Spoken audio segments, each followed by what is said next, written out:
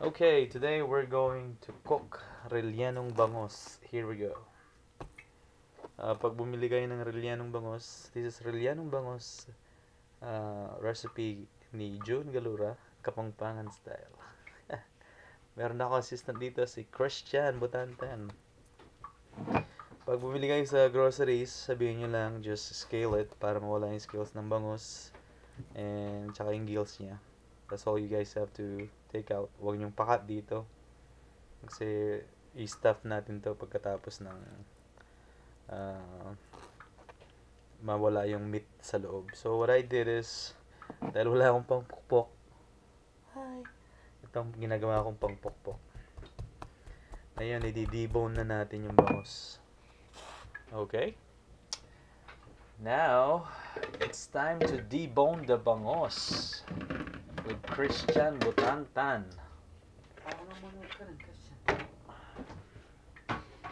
Okay, here we go. Sabi ko nga, pinukpok na natin at minash na natin siya para mawala yung meat sa loob. So what you do is crack it here para maputol yung niya pag kinuha mo na. Nakukuha ba? Yan. See, sa ike, sa buntot. And watch the magic, guys. The meat will come out. There you go.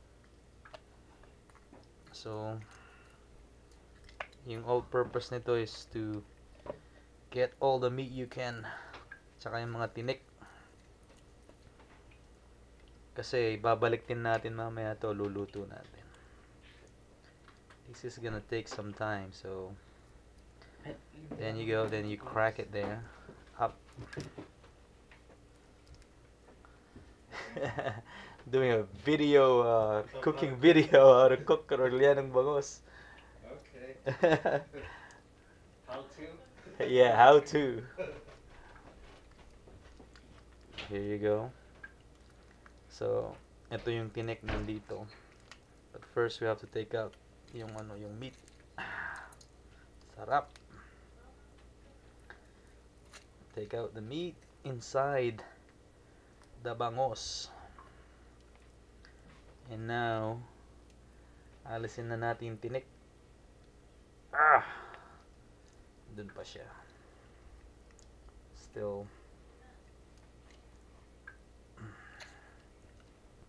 We have to force it down.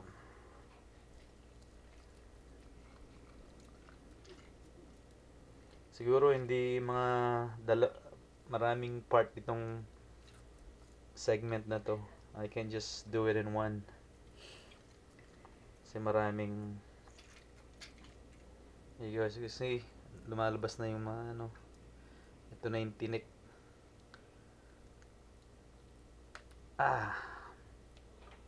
Guys, be careful pagkuha ng tinik kasi you gotta have a strong hand to pull this one out.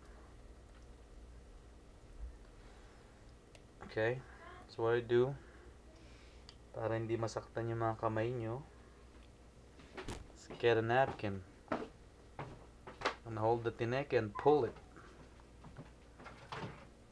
Pull it all the way. There we go. See that? Para hindi that's the trick. Para hindi ka masugatan sa kamay. We got all the tinik out. Now, let's take out all the meat. Nagiba na yung assistant ko ngayon. Yung daddy na. Si Job.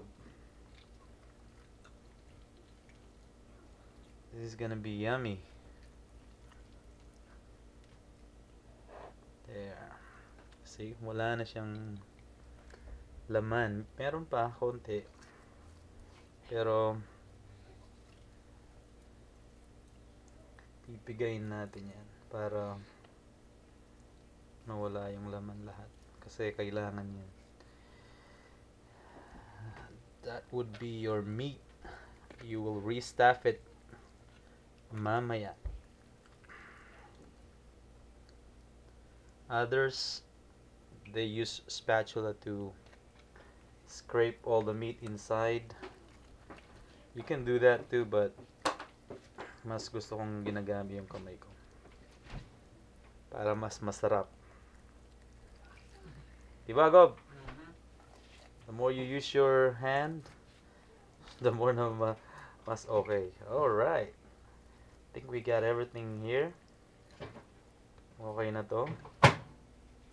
Lalagay na natin siya, Job. Pakikuha nga to, Job. Yep. Oh, I got it. There we go. Here's your deboned bangos. There you go. Wala na siyang meat, okay? We'll put it aside. I have 3 more. 3 more to do, so I'm gonna turn this off. I'll just play it pag lalagay ko na yung mga ingredients natin, okay? Oh, sige. See you guys later. Bye.